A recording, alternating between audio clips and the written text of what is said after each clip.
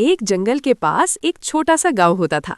ये गांव बहुत ही प्यारा और सुंदर था। गांव के चारों तरफ रंग बिरंगे चमकदार फूल खिले रहते थे। गांव के बीच से एक साफ और ठंडी नदी बहती थी, जिसमें आसमान और पेड़ों का प्रतिबिंब दिखता था। सुबह होते ही पक्षियों की मधुर चहचहाहट से पूरा गांव जाग उठता था। हवा में फूलों की खुशबू होती थी और लोग अपने काम पर मुस्कुराते हुए निकलते थे। गांव के पास ही एक गहरा जंगल था। इस जंगल में हाथी, हिरण, बंदर, मोर, खरगोश और कई प्रकार के पशु रहते थे।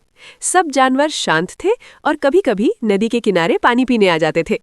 गांव के लोग और जानवर एक दूसरे के साथ प्रेम और समझदारी से रहते थे। इसी गांव में एक समझदार और सीधा-साधा मिडिल क्लास परिवार रहता था। परिवार में पिताजी, माँ और उनका एक छोटा सा बेटा था। पिताजी मेहनत करके खेती करते थे और माँ घर संभालती थी। उनका बेटा बहुत ही समझदार, दयालु और क्यूरियस था। उसे प्रकृति और जानवरों से बहुत प्यार था। बेटा रोज स्कूल से आने के बाद नदी के किनारे बैठकर जंगल को देखता था।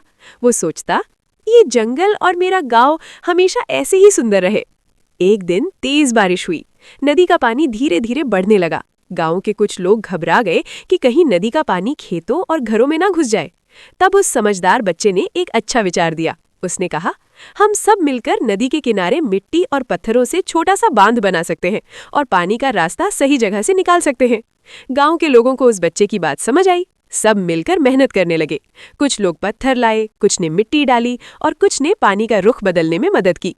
उनकी एकता और समझदारी से नदी का पानी शांत हो गया, गांव बच गया और खेती भी सुरक्षित रही। गांव के सब लोग बहुत खुश हुए। उन्होंने समझा कि समझदारी उम्र से नहीं, सोच से आती है। उस दिन के बाद से वो बच्चा सबके लिए एक मिसाल बन गया।